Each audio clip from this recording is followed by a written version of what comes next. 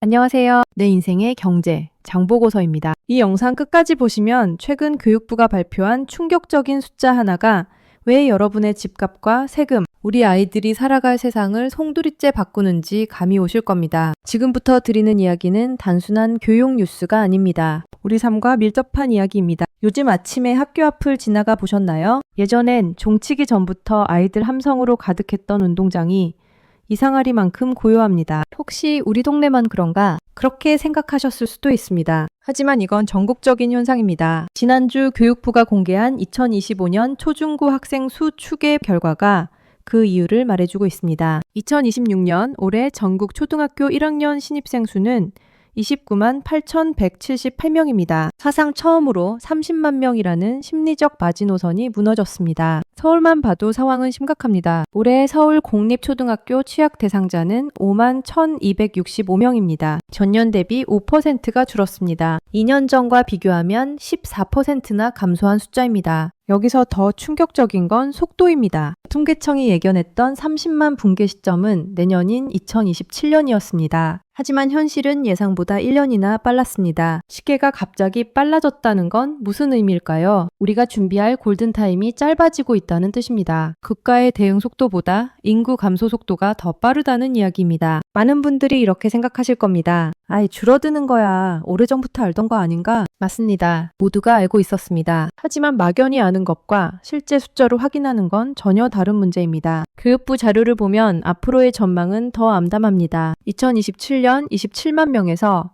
2031년에는 22만 명으로 줄어듭니다. 매년 평균 5.7%씩 감소하는 겁니다. 5년 만에 초등학교 신입생이 5만 명이나 더 줄어든다는 이야기입니다. 그래, 아이들이 줄어드는 건 알겠어. 그런데 이게 나랑 무슨 상관일까? 나는 아이도 없고 학교랑 상관없는데. 하지만 이건 착각입니다. 2000년대 초반만 해도 70만 명이 넘던 신입생이 이제 3분의 1 토막이 났습니다. 교실에 책상이 다닥다닥 붙어있던 시절을 기억하시나요? 그 시절과 지금은 완전히 다른 세상입니다. 학교 하나가 사라진다는 건 그 지역의 미래 소비자가 증발한다는 뜻입니다. 소비자가 사라진 상권은 무너집니다. 일자리는 줄어듭니다. 결국 그 지역 부동산의 가치는 하락할 수밖에 없습니다. 실제 현장에서 벌어지고 있는 일을 보시죠. 올해 3월에만 전국 32개 학교가 신입생이 없어 폐교 절차에 들어갔습니다. 경북에서만 2026년 한 해에 18개 학교가 문을 닫습니다. 이제 이건 지방만의 이야기가 아닙니다. 서울 도심 한복판에서도 통폐합 소식이 들려오고 있습니다. 우리 동네는 괜찮겠지? 그렇게 생각하셨을 겁니다. 하지만 지금은 서울도 예외가 아닙니다. 학교가 문을 닫으면 가장 먼저 사라지는 건 아이들 웃음소리가 아닙니다. 사람입니다.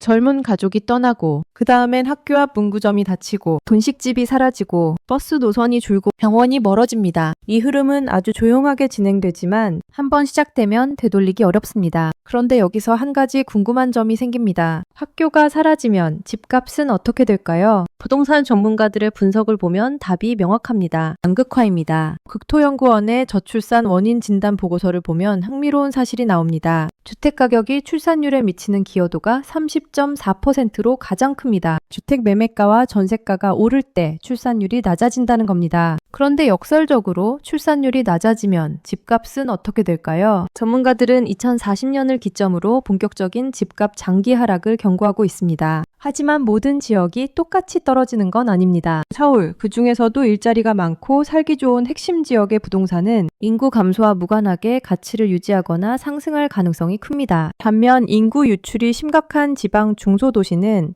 인구 감소의 직격탄을 맞아 자산가치 하락이 전망됩니다. 일본을 보면 우리의 미래가 보입니다. 일본 총무성에 따르면 2018년 기준 일본 전역의 빈집이 850만 호입니다. 전체 주택의 13.6%입니다. 도쿄 등 수도권의 고가 부동산은 상승세를 보이고 있지만 지방의 경우 두 집 중 한 집은 빈집인 상황입니다. 우리나라도 이미 지방의 빈집 처리가 문제가 되고 있습니다. 여기서 잠깐 생각해봐야 할 게 있습니다. 이 아이들은 12년 뒤 어디로 갈까요? 대학과 군대, 그리고 노동시장입니다. 이미 전국 대학의 40%가 입학 정원을 채우지 못하는 상황입니다. 29만 명이라는 숫자는 대학 생태계의 완전한 붕괴를 예고합니다. 그럼 대학들이 문 닫는 거 아닌가? 그렇게 생각하실 겁니다. 맞습니다. 실제로 그런 일이 벌어지고 있습니다. 2026년에만 여러 대학이 통폐합을 진행 중입니다. 병력 자원 역시 마찬가지입니다. 안보는 감정이 아니라 숫자로 유지되는 것입니다. 지킬 사람이 없는 나라를 상상해 보셨습니까? 많은 분들이 이쯤 되면 이런 생각을 하실 겁니다. 그럼 앞으로 남는 건 뭐지? 다 사라지기만 하는 건가? 희망은 없는 건가? 여기서 이야기를 멈추면 공포만 남습니다. 그래서 지금부터가 중요합니다. 이제 우리는 많이 키우는 시대에서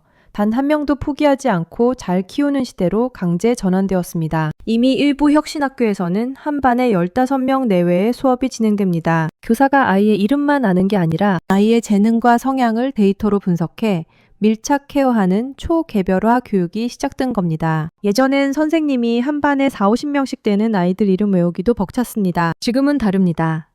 아이 한 명 한 명의 학습 패턴과 강점을 파악할 수 있는 환경이 만들어지고 있습니다. 비어있는 교실은 돌봄 공간이 되고 지역 어르신과 아이들이 함께 쓰는 공간으로 바뀌기도 합니다. 그렇게 좋은 일만 있을까? 혹시 너무 낙관적인 건 아닐까? 당연히 그런 의문이 드실 겁니다. 문제는 이 방향을 의도적으로 선택하느냐 아니면 방치하며 도태되느냐입니다. 많은 분들이 마음속으로 이런 생각을 하실 겁니다. 그래도 결국 인구가 줄면 경제는 힘들어지는 거 아닌가? 맞습니다. 인구 감소로 인한 경제 위축은 분명한 사실입니다. 이건 부정할 수 없는 현실입니다. 하지만 더 위험한 건 아무 전략 없이 이 축소를 맞이하는 겁니다. 사람이 줄어드는 사회에서 중요한 건 얼마나 많이 남느냐가 아니라 어떻게 살아남느냐입니다. 같은 인구 감소를 겪어도 어떤 나라는 살아남고 어떤 나라는 무너집니다. 어떻게 준비하느냐에 따라 그 결과가 달라집니다. 교육은 그 준비의 출발점입니다. 오늘 우리가 아이 한 명에게 쏟는 기회의 양이 10년 뒤 산업 경쟁력과 20년 뒤 국가 체력을 결정할 것입니다. 그럼 지금 우리가 할 수 있는 게 뭔가? 당장 할 수 있는 일이 있을까? 이런 생각이 드실 겁니다. 이제 질문을 바꿔야 할 시점입니다. 아이를 어떻게 더 낳게 할까를 넘어 태어난 아이를 어떻게 세상의 핵심 자원으로 키울 것인가에 모든 역량을 쏟아야 합니다. 한국교육개발원은 전국 초, 중, 고교생 수가